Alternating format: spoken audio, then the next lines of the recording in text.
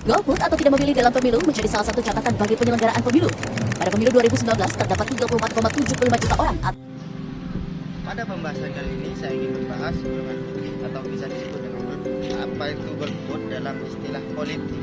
Ketika seorang peserta dalam proses pemungutan suara tidak memberikan suara atau tidak memilih satu calon pemimpin, munculnya atau pencetus pertama istilah golput itu sendiri adalah Imam Mulyo yang dipakai istilah putih karena gerakan ini menganjurkan agar mencoblos bagian putih pada kertas atau surat suara di luar gambar peserta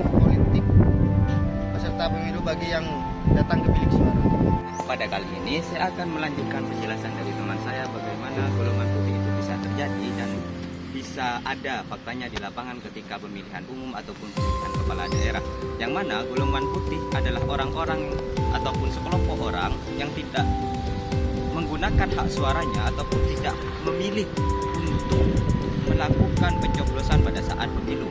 Nah, hal ini menjadi sorotan bagi pelajar dan juga beberapa pengamat untuk dibahas dan didiskusikan lebih lanjut. Nah, untuk saya sendiri, kenyataan hal ini terjadi oleh beberapa aspek. Pertama, ketidakpedulian masyarakat ataupun ketidakpercayaan masyarakat kepada calon-calon pemimpin. Hal itu dapat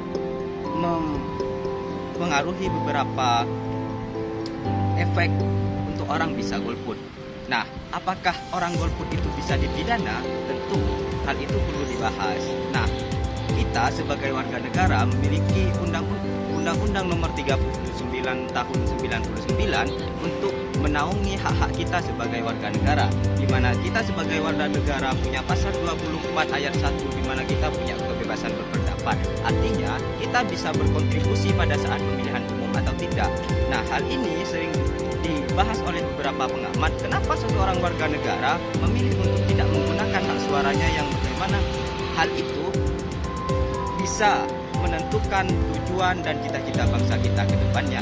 Ya, kita sebagai warga negara punya hak untuk memilih ataupun tidak memilih. Akan tetapi yang perlu kita soroti adalah bagaimana seorang warga negara memilih tidak berkontribusi pada pemilihan umum yang notabene-nya untuk menentukan seorang pemimpin. Maka dari itu muncullah undang-undang pemilu yang mengatur regulasi dan pelanggaran apa saja yang tidak diperbolehkan bagi warga negara, termasuk pada tim kampanye yang sering menggunakan hal yang tidak benar ketika pemilihan.